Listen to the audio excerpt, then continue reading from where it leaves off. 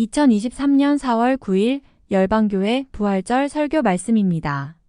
은혜로운 시간 되시길 바랍니다.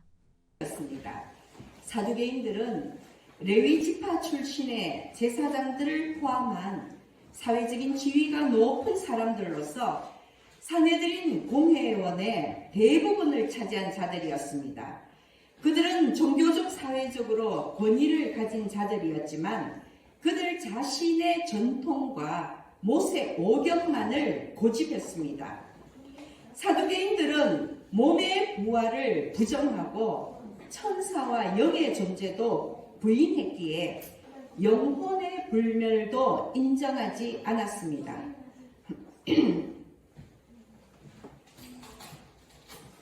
사두개인들은 내세를 부인하고 죽을 때면 그 모든 영혼이 완전히 사라진다고 믿었던 것입니다.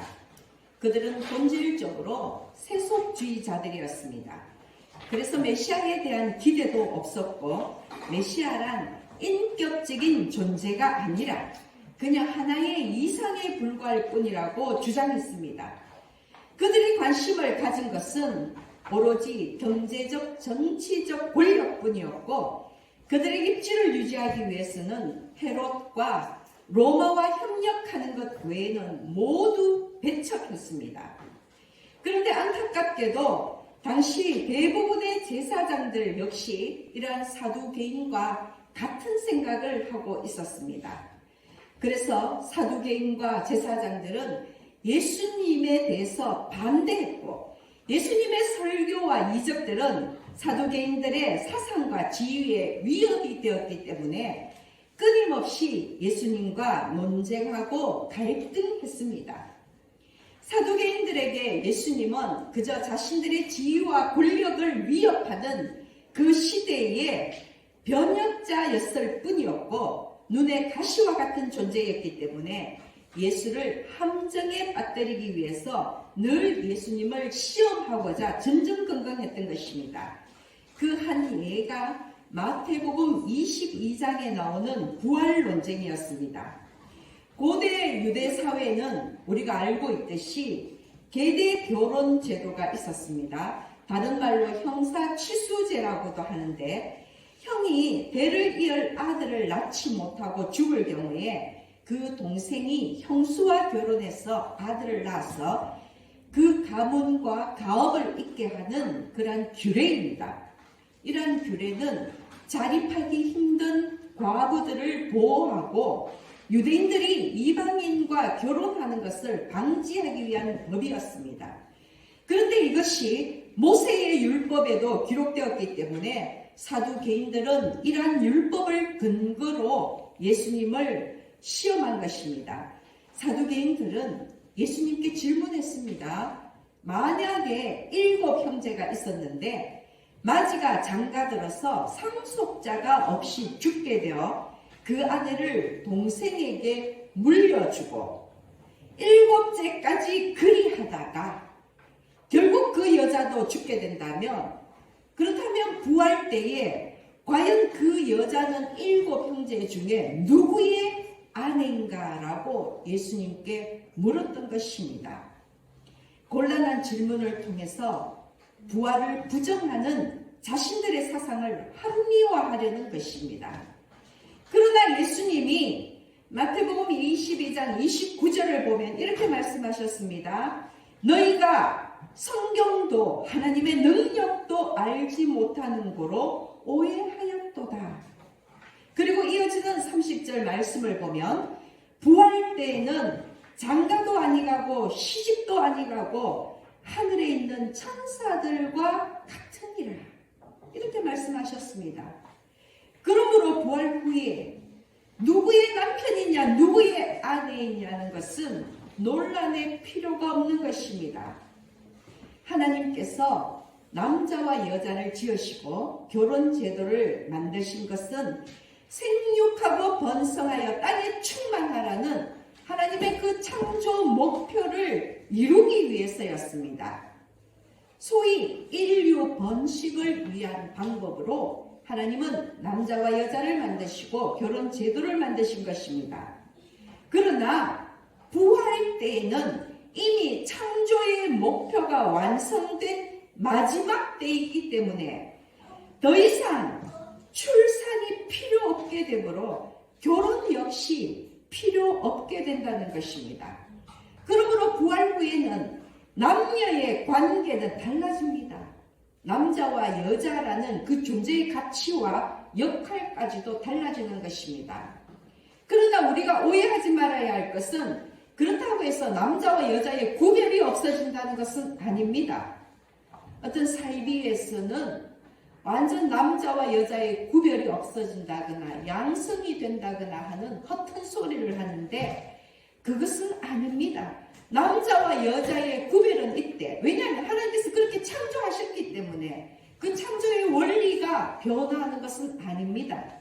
그러나 남자와 여자를 만드시고 결혼제도를 만드시고 생육하고 번성하고 땅에 충만하라는 하나님의 그 창조의 목적과 목표는 이미 마지막 때 예수 그리스도께서 재림하시는 그때는 다 성취된 이유이기 때문에 결혼이 필요 없게 된다는 것입니다. 출산이 필요 없게 된다는 것입니다. 그래서 남자와 여자 누구의 남편이냐 누구의 아내이냐는 것은 따질 가치조차가 없는 문제라는 것입니다. 또한 그 부활한 몸 역시 이 세상에서 가지고 있던 그런 육체가 아니라 우리가 십자가 죽음 후에 사흘 만에 부활하신 예수 그리스도의 그 몸처럼 시공을 초월한 신령한 몸이 되고 다시는 죽지 않는 것입니다.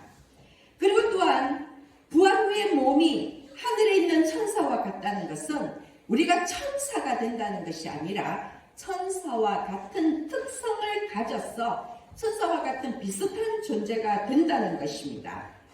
이런 성경적인 관점에서 사두개인들이 질문한 계대 결혼의 문제점, 형수 치수제의 이러한 문제점은 부활한 후에는 논쟁의 여지가 없어지는 것입니다. 또 마태복음 22장 32절의 말씀은 아주 중요한 말씀입니다. 나는 아브라함의 하나님이요 이삭의 하나님이요 야곱의 하나님이로라 하신 것을 읽어보지 못하였느냐. 하나님은 죽은 자의 하나님이 아니요 살아있는 자의 하나님이시니라. 예수님께서 사두개인들에게 하신 이 말씀은 출애굽기 3장 6절 말씀을 인용하신 것입니다. 하나님이 출애굽을 위해서 모세를 불렀을 때에 그 모세에게 소명을 주시면서 하신 말씀이 바로 나는 아브라함의 하나님이요 이삭의 하나님이요 야곱의 하나님이로라 하신 말씀이라는 것입니다. 사두개인들은 모세의 율법만을 인정하는 자들이었기 때문에 예수님은 모세 오경의 하나인 출애굽기 말씀을 인용하신 것입니다. 당연히 사두개인들에게 아브라함과 이삭과 야곱은 이스라엘을 잇게 한 언약의 조상들이었기에 사두개인들은 물론이요 모든 유대인들에게 이 아브라함과 이삭과 야곱은 하나님의 언약, 하나님의 구원 언약을 생각해 하고 하나님의 구원 언약을 존립케 하는 그런 영광스러운 존재들이라는 것입니다. 예수님이 왜 이 말씀을 인용하셨습니까? 그 말씀을 보면요. 나는 아브라함의 하나님이요 이삭의 하나님이요 야곱의 하나님이로라. 하나님은 모세에게 현재형으로 말씀하고 계신다는 것입니다. 여러분 이것은 사소하지만 중요한 구절입니다. 하나님은 아브라함의 하나님이었다. 이삭의 하나님이었다. 야곱의 하나님이었다가 아니라 현재형으로 나는 아브라함의 하나님이요 이삭의 하나님이요 야곱의 하나님이로라 라고 말씀하신 이유는 아브라함과 이삭과 야곱이 죽은 지 비록 몇백 년이 흘렀지만 모세에게 말씀하는 그 순간에도 아브라함과 이삭과 야곱은 살아있었기 때문입니다. 따라서 예수님이 사두개인들에게 이야기하고 있는 이 순간에도 아브라함과 이삭과 야곱은 살아있기 때문입니다. 무슨 말씀입니까?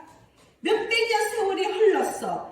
그들의 육신은 썩어졌지만 그들의 영혼은 하늘나라에서 살아있고, 또 마지막 때에는 예수 그리스도께서 이 땅에 다시 오실 그때는 예수 그리스도와 더불어서 반드시 부활할 몸이기 때문입니다. 그래서 그들은 죽은 자들이 아니라 그들은 살아있는 자들인 것입니다. 영원히 살아있을 자들인 것입니다. 그래서 하나님은 죽은 자의 하나님이 아니요 살아있는 자의 하나님이시라고 말씀하시는 것입니다. 예수님의 이 말씀은 영혼의 존재와 부활의 사실을 설명한 것입니다. 왜냐하면 사두개인들은 영혼의 존재도 믿지 않았고 부활도 부인하는 자들이었기 때문에, 그렇다면 너희들이 그렇게 영광스럽게 생각한 너희들의 언약의 조상 아브라함과 이삭과 야곱은 죽었느냐 살았느냐, 그것을 오히려 되묻고 계시는 것입니다. 예수님은 사두개인들에게 아브라함과 이삭과 야곱의 영혼들은 하나님과 함께 실제적으로, 현재적으로, 구체적으로 살아있음을 말씀하시고, 그렇기에 아브라함과 이삭과 야곱으로 이어진 하나님의 언약이 이스라엘 백성들에게 여전히 유효하다는 것을 깨닫게 하신 것입니다. 여러분, 한번 단순히 생각해 보십시오. 아브라함과 이삭과 야곱이 죽었어. 사두개인들의 말처럼 그 영혼조차도 완전히 멸절한다면, 죽어서 모든 것이 끝나버린다면 그들과 그들의 후손에 대한 하나님의 언약이 무슨 소용이 있겠습니까? 만약에 그들이 죽었어 그들의 약속까지도 소멸해 버렸다면 그 약속을 믿고 사는 사두개인들조차도 모순에 빠지는 것입니다. 아브라함과 이삭과 야곱이 죽어서 모든 것이 끝난다면 그들이 지켜볼 수 없고 참여할 수도 없는 언약의 성취가 무슨 의미가 있겠습니까? 여러분, 이 말씀을 마음에 받으시기 바랍니다. 하나님이 우리와 언약하셨을 때, 우리에게 약속의 말씀을 주셨을 때 그 약속은 반드시 성취되며 우리는 그 약속의 주인공으로서 그 약속을 누리게 된다는 것입니다. 그 약속이 반드시 우리 앞에 펼쳐져서 우리가 목도하고 우리가 그 약속의 열매를 가질 수 있다는 것입니다. 그렇지 않다면 하나님이 우리에게 주신 약속이 무슨 소용이 있겠습니까? 하나님이 우리에게 주신 소명이 무슨 의미가 있겠습니까? 예수님은 바로 사두개인들에게 그렇게 말씀하고 계시는 것입니다. 사두개인들 역시 하나님과 그들 조상의 구원의 언약을 믿는다면 그들이 영광스럽게 생각하는 그들의 세 족장 아브라함과 이삭과 야곱의 영혼과 부활을 믿어야 하는 것입니다. 아브라함과 이삭과 야곱과 하신 하나님의 언약이 영원히 지속된다는 것은 아브라함과 이삭과 야곱의 존재 역시 영원하다는 것을 증거하는 것입니다. 결국 이 부활 논쟁 속에서 예수님은 모세 오경의 기록자인 모세의 권위를 힘입어 계대 결혼 제도를 통해서 자기들의 논리를 합리화하려는 그 사두개인들에게 오히려 모세 오경의 그 출애굽기 3장 6절에 하나님께서 직접 모세에게 하신 그 말씀을 인용하여서 사두개인들의 그 논리적인 허구를 지적하시고 부활이 있다는 것을 확정하셨다는 것입니다. 사두개인들과의 부활 논쟁에서 예수님이 강조하신 것은 비록 아브라함과 이삭과 야곱은 죽은 지 오래되었지만 죽음으로써 끝난 것이 아니라 그들은 지금도 하늘나라에서 살아있으며 마지막 날에는 영광스러운 모습으로 부활하게 된다는 사실입니다. 여러분, 우리 역시도 마찬가지입니다. 우리를 향한 하나님의 언약이 영원하다면 언약의 대상인 우리의 존재도 영원한 것입니다. 우리의 영혼이 존재하고 마지막 때에 예수 그리스도와 더불어서 부활할 것입니다. 만일 이 세상의 삶이 이대로 끝이라면 기독교 신앙은 거짓일 것입니다. 우리의 소망은 너무나 헛된 것일 것입니다. 고린도전서 15장 19절, 오늘 본문 말씀에 있는 그 앞절에서 바울도 같은 심정을 토로하고 있습니다. 만일 그리스도 안에서 우리가 바라는 것이 다만 이 세상의 삶뿐이면 모든 사람 가운데 우리가 더 불쌍한 자이니라. 여러분, 이 말씀에 공감하시지 않습니까? 바울 역시도 부활의 소망이 있기에 몇 번이나 죽을 뻔한 그 위험을 무릅쓰고 복음을 전파한다고 고백했습니다. 환난과 고통을 당할 때도, 목숨의 위험을 느낄 때에도 죽어도 다시 산다는 그 부활의 믿음이 있었기 때문에 견딜 수 있었던 것입니다. 그런데 만약 부활이 없다면 바울의 고난은, 바울의 고통은, 바울의 믿음은, 바울의 소망은, 그 바울의 충성과 헌신은 어떻게 설명할 수 있겠습니까? 예수 그리스도와 함께 다시 산다는 그 부활의 소망이 있었기 때문에 오직 이 땅에서 바울은 환난과 고통 속에서도 예수 그리스도의 그 팩트를 바라보며 달려갈 수 있었던 것입니다. 그런 바울에게 부활이 없다면 그 얼마나 허무하고 얼마나 불쌍한 삶이겠느냐. 바울은 그렇게 인간적인 마음을 토로하고 있는 것입니다. 그런데 부활의 소망을 가지고 살아가는 크리스찬들에게 부활이 없다면 구원도 없는 것이 됩니다. 왜냐하면 구원의 증거가 부활이기 때문입니다. 여러분, 우리가 구원받은지, 구원받았는지, 받지 않았는지 예수 그리스도 때 우리의 부활이 그것을 증명하는 것입니다. 만약에 부활이 없다면 우리는 망상을 쫓고 있는 것입니다. 그런데 그리스도께서 다시 살아나심으로 인해 부활의 증거가 되셨고 우리를 죄에서 구원하셨습니다.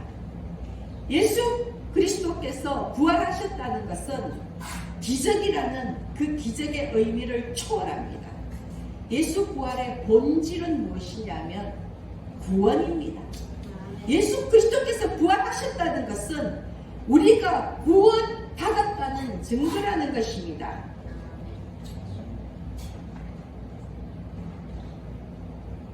예수님이 부활하심으로 인해 우리도 죽음에서 부활할 수 있음을 보여주셨고, 우리가 부활한다는 것은 곧 죄사함 받았다는 증거가 됩니다. 아담의 범죄로 말미암아 인류는 원죄의 굴레를 쓰고 사망에 빠져들어갔지만 그리스도의 십자가 죽음과 부활이 전 인류를 사망에서 생명으로 옮기고 새 삶을 허락한 것입니다. 그러므로 부활은 기적 사건으로 끝나는 것이 아니라 영원한 회복이요 치유이며 구원인 것입니다. 부활을 믿는 자들에게 하나님은 영원한 새 삶을 허락하시고 거룩하시고 위대하신 하나님의 구원의 언약을 영원토록 지키실 것입니다. 그것을 위해서 예수님이 부활의 첫 열매가 되셨습니다. 고린도전서 15장 20절 말씀을 보십시오. 그러나 이제 그리스도께서 죽은 자 가운데서 다시 살아나사 잠자는 자들의 첫 열매가 되셨도다. 다시 한번 강조하지만 예수님의 부활은 십자가 죽음과 함께 기독교가 다른 종교와 구별되는 핵심적인 진리입니다. 속된 말로 예수 그리스도의 부활이 없다면 기독교는 알맹이 없는 껍데기에 불과하다는 것입니다. 그리고 여기에서 첫 열매라는 독특한 표현은 유대인들에게는 중요한 의미가 있습니다. 우리가 생각하는 그 첫 열매와는 차이가 있다는 것입니다. 유대인들에게 있어서 첫 열매라고 말을 한다면 그들은 출애굽 시 애굽의 장자 재앙을 떠올립니다. 그것이 그들에게는 너무나 자연스러운 일이라는 것입니다. 장자, 즉 첫 아들이라 할 때의 그 처음, 그리고 첫 열매 할 때의 그 처음은 똑같이 바쿠르라는 단어를 쓰고 있습니다. 같은 뜻이라는 것입니다. 그래서 장자의 그 처음이라는 뜻과 예수 그리스도가 잠자는 자들의 첫 열매가 되셨다 할 때에 그 처음이라는 그 의미는 같은 의미입니다. 하나님이 바로에게 장자 재앙을 내리신 후에 이스라엘은 출애굽하게 되었습니다. 즉 하나님이 하나님의 장자인 이스라엘을 구원하기 위해서 애굽의 장자를 치신 사건이 출애굽이기 때문에 이 이스라엘 백성들에게 있어서 유대인들에게 있어서 바로 이 첫 열매라는 것은 자유와 해방을 의미한다는 것입니다. 우리에게 첫 열매라고 얘기할 때는 저 들이다 밭에 첫 수확을 생각하겠지만 이스라엘 백성들에게 첫 열매라고 말한다면 그들은 너무나 자연스럽게 그들의 관습 속에서 그들의 전통 속에서 그 출애굽의 장자 재앙을 떠올리고 자유와 해방의 기쁨과 감격을 느낀다는 것입니다. 그러므로 첫 열매란 이스라엘 백성들에게는 아주 가슴 벅찬 단어이며 예수님의 부활을 첫 열매로 표현한 것은 바로 새 삶을 얻은 감격과 기쁨, 그리고 죄의 속박에서 벗어난 자유와 해방의 의미로 받아들이기 때문입니다. 예수 그리스도의 그 부활이 첫 열매로서의 바로 기쁨과 감격, 자유와 해방을 의미하기 때문에 바울은 예수 그리스도의 부활을 첫 열매라고 표현한 것입니다. 그리고 또 한 가지 첫 열매의 의미는 초실절과 관계가 있습니다. 여러분, 누룩이 들어가지 않은 무교병을 먹는 일주일간의 그 무교절, 우리가 알고 있는 이스라엘의 절기 중에 누룩이 들어가지 않는, 부풀어 오르지 않는 그 떡을 먹는 무교절이라는 절기가 있는데 이것이 일주일입니다. 그렇기 때문에 이 무교절이 끝난 다음 날은 무조건 일요일이 되는 것입니다. 여러분, 이게 무슨 말씀인지 아시겠습니까? 이 무교절, 일주일간의 무교절 중에 토요일이 안식일, 그리고 그 일주일 절기가 끝난 다음 날이 일요일, 지금 우리로서는 바로 그 주일이 된다는 것입니다. 바로 이때에 이스라엘 사람들은 첫 열매를 예루살렘 성전에 바쳤다는 것입니다. 그래서 초실절이라는 이름이 첫 열매를 하나님께 드려 제사하는 절기라는 그 의미로 초실절이라는 그 이름이 붙여진 것입니다. 안식일이 지나고요, 즉 무교절이 끝나고 날이 밝아오면 사람들은 보리밭으로 가서 보리땅을 자르고 첫 열매로 거둔 그 보리땅을 성전 뜰로 가지고 갔습니다. 그러면 제사장은 이 보리땅을 가지고 번제단 북동쪽에 서서, 왜 번제단 북동쪽에 서느냐면 지성소는 서쪽에 있기 때문에, 반대쪽에 있기 때문에 그 번제단 북동쪽에 서서 지성소를 향하여서 이 보리땅을 흔들게 됩니다. 요제를 드립니다. 그리고 이후에 이 보리땅을 갈아서 체에 곱게 걸러서 아주 고운 가루를 하나님께 바치는 것입니다. 이렇게 곡식으로 바치는 제사를 소제라고 합니다. 그리고 나서 이 고운 가루 중에 한 줌의 이 보리가루를 번제단의 불에 던져서 태우고 그 뒤에 한 마리의 수량을 번제로 바쳤습니다. 이것이 바로 초실절의 제사입니다.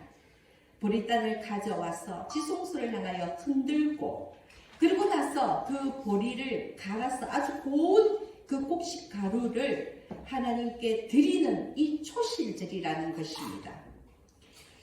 이렇게 초실절의 제사가 끝난 후에야 비로소 곡식 판매가 시작이 되었고 백성들은 비로소 추수한 곡식을 먹을 수가 있었다는 것입니다. 초실절 제사가 있어야지만 백성들은 비로소 수확한 곡식을 먹을 수가 있었다는 것입니다. 그런데 성전에 이 첫 열매를 바치며 초실절 제사를 지내던 바로 그 시각에 예수님이 부활하셨던 것입니다. 이해하시겠습니까? 그러므로 안식일 다음날 새벽, 무교절이 끝난 그 다음날 새벽, 즉 일요일, 지금 이 주일에 예수님이 부활하셨다는 것입니다. 그런 점에서 예수님의 부활은 그리스도 안에서 잠자는 자들의 첫 열매가 되신 것입니다. 그 초실절 제사를 지내는 그 시각에 예수 그리스도가 부활하심으로 인하여서 예수 그리스도의 부활이 첫 열매의 의미를 가지게 되었다는 것입니다. 그런데 또 한 가지는요, 이스라엘에서 가장 먼저 보리 추수가 시작되는 데가 게네사렛 평야입니다. 이 게네사렛 평야에서 가장 먼저 수확한 이 보리단을 가지고 와서 예루살렘 성전에서 제사를 지내고 나면 비로소 이스라엘 전역으로 순차적인 보리 수확이 이루어지는 것입니다. 여러분, 우리나라도 계절을 시작해 보십시오. 우리가 진해에서 군안제가 열린다 하면 이제 벚꽃이 위로 올라오겠구나 느끼는 바로 그것과 똑같은 것입니다. 그런데 이 게네사렛 평야는 가브나움과 고라신과 벳세다를 잇는 삼각형의 지역인데 이것이 왜 중요하냐면 바로 이 게네사렛 평야, 바로 이 지역에서 예수님이 가장 활발하게 복음을 전파하셨다는 것입니다. 다시 표현한다면 예수님 복음의 주 사역지가 바로 이 게네사렛 평야라는 것입니다. 그런데 바로 초실절에 이 게네사렛 평야에 첫 수확한 보리를 성전에 첫 열매를 바쳤듯이 그 게네사렛 평야에서 가장 왕성한 사역을 하신 우리 예수님이 초실절에 부활하셨다는 것이 우연일까요? 예수님의 이 부활은 바로 게네사렛 평야의 그 첫 수확, 첫 열매와 깊이 관련이 되어 있다는 것입니다. 게네사렛 평야의 첫 보리 수확을 성전의 첫 열매로 바친 후에야 이스라엘 백성들은 비로소 추수한 곡식을 먹을 수 있었듯이 그 게네사렛 평야에서 활발한 복음 사역을 하신 예수님이 부활하신 후에야, 즉 예수님이 부활의 첫 열매가 되심으로 인해서 예수님의 부활 이후에 모든 성도들의 부활이 이루어진다는 것입니다. 이 상관관계를 이해하시겠죠? 게네사렛 평야에 그 첫 수확물이 있어야지만, 그것을 하나님께 바쳐야지만 비로소 이스라엘 전역의 보리 수확이 이루어지고 백성들은 수확한 곡식을 먹을 수가 있었습니다. 초실절이 있어야지만 비로소 백성들이 곡식을 먹을 수가 있었다는 것입니다. 그 게네사렛 평야에서 활발한 복음 사역을 하신 우리 주 예수 그리스도가 부활의 첫 열매가 되셨다는 것은 이후에 모든 성도들도 예수 그리스도와 함께 부활한다는 것을 보증하신 것입니다. 오늘 본문 23절을 보십시오. 먼저는 첫 열매인 그리스도요, 다음에는 그가 강림하실 때에 그리스도에게 속한 자요라고 성도들의 부활, 예수 그리스도의 부활이 있고 나서 모든 성도들의 부활이 보정된다는 말씀인 것입니다. 초실절의 의미가 추수의 첫 열매를 하나님께 드림으로 모든 수확에 대한 보증과 확신을 얻는 것이라면, 예수님의 부활은 모든 성도들의 부활에 대한 보증이요 증거가 된다는 것입니다. 다시 한번 말씀을 드리겠습니다. 게네사렛 평야의 첫 추수 후에 이스라엘 전역의 추수가 이루어진다는 것, 그리고 예수님의 부활 이후에 모든 성도들의 그 완전한 추수가 이루어진다는 것이 초실절의 첫 열매와 예수 그리스도께서 잠자는 자들의 첫 열매가 되셨다는 공통점이라는 것입니다. 예수님이 잠자는 자들의 첫 열매가 되셨다는 그 첫 열매의 의미는 정리하자면, 첫 번째는 하나님의 애굽의 장자를 쳐서 하나님의 장자인 이스라엘 백성을 구하시고 자유와 해방을 허락하셨다는 점에서 부활에 대한 감격과 기쁨, 그리고 죄에서 구원받아 자유케 됨을 의미합니다. 먼저는 이 첫 열매가 기쁨과 감격, 자유와 해방을 의미한다는 것입니다. 두 번째 첫 열매의 의미는 방금 말씀드린 바와 같이 초실절의 첫 보리 수확을 하나님께 드림으로 인해서 모든 수확에 대한 보증과 확신을 얻은 것과 같이 예수님이 초실절에 부활하셔서 부활의 첫 열매가 되심으로 이제는 모든 성도들의 부활에 대한 보증과 증거가 되시고, 아울러 예수 재림 때 완전한 추수를 기대하게끔 한다는 것입니다. 그것이 첫 열매의 의미입니다. 여러분, 그러므로 첫 열매의 수확은 본격적인 추수를 알립니다. 처음이 있으면 반드시 나중이 있지 않습니까? 처음이라는 말을 쓸 때에는 그 처음으로 끝나는 것이 아니라 이어지고 맨 마지막에 있다는 그 의미라는 것입니다. 처음이 있으면 나중에 있다는 것입니다. 이것이 또한 우리의 신앙입니다. 예수 그리스도가 십자가에 죽은 후 잠자는 자들의 첫 열매가 되셨다는 것은 예수 부활 이후에 이제는 완전한 추수의 시대가 열렸음을 의미한다는 것입니다. 그리고 마지막 추수 때인 예수 재림의 때, 예수께서 이 땅에 다시 오실 그때를 향해서 구원의 역사는 여전히 진행되고 있다는 것입니다. 이 모든 것을 증거하는 것이 예수 그리스도의 부활인 것입니다. 그러므로 예수님의 부활은 단순한 기적사건 그 이상의 의미를 가진다는 말씀을 이해하시기 바랍니다. 예수의 부활은 이후에 있을 모든 부활을 보증하는 것이며, 예수의 부활은 하나님의 구원의 역사가 계속되고 있다는 것을 알리는 것입니다. 예수 부활이 사실이요 진리이므로 예수님의 재림과 마지막 추수도 부인할 수 없는 진리입니다. 예수의 부활은 이 모든 성경 말씀에 대한 보증이요 증거입니다.